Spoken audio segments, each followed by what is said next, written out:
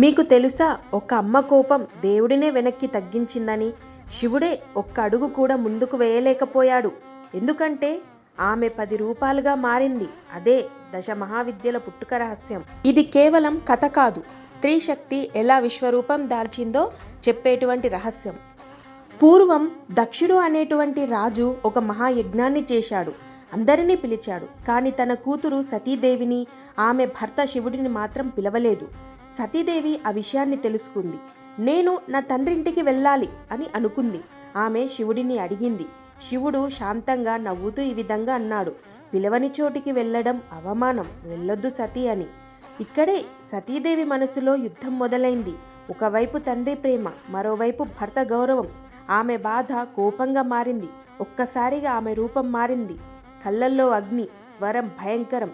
శివుడు అక్కడి నుంచి వెళ్ళాలని ప్రయత్నించాడు. కానీ ఆయన చుట్టూ 10 దిశల్లో 10 దేవతలు ప్రత్యక్షమయ్యారు.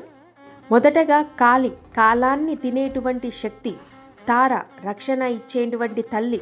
త్రిపుర సుందరి, సృష్టికి అందం. భువనేశ్వరి, విశ్వానికి ఆధారం. చిన్నమస్తాదేవి, త్యాగానికి చిహ్నం. భైరవి, వినాశనం. ధూమావతి, శూన్యం. బగలాముఖి, శత్రువుల్ని ఆపేది. మాతంగి, కలల తల్లి. కమలాత్మికాదేవి, సంపదనిచ్చేటువంటి దేవి.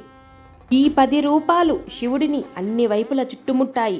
ఆ రోజు శివుడే అర్థం చేసుకున్నాడు, స్త్రీ శక్తి ముందు సృష్టికర్త కూడా తల వంచాల్సిందే అని. తన గౌరవం కోసం, తన ప్రేమ కోసం సతీదేవి చూపించినటువంటి ఆ శక్తి ఇవాళ కూడా ప్రతి మహిళలో ఉంది. అది మౌనమైతే ప్రేమ, అది కోపమైతే దశమహావిద్యలు. స్త్రీ శక్తి అంటే ఏమిటో ఈ కథ మీకు గుండెల్లో తాకినట్లయితే ఒక లైక్ కొట్టండి. ఈ రహస్యాన్ని మీ వాళ్ళతో షేర్ చేయండి. మరిన్ని ఇలాంటి దేవతల రహస్యాలు తెలుసుకోవాలంటే ఇప్పుడే నా యొక్క ఛానల్ని సబ్స్క్రైబ్ చేసుకోండి. ఎందుకంటే ఇంకా ఎన్నో తెలియని రహస్యాలు మీకోసం ఎదురు చూస్తున్నాయి.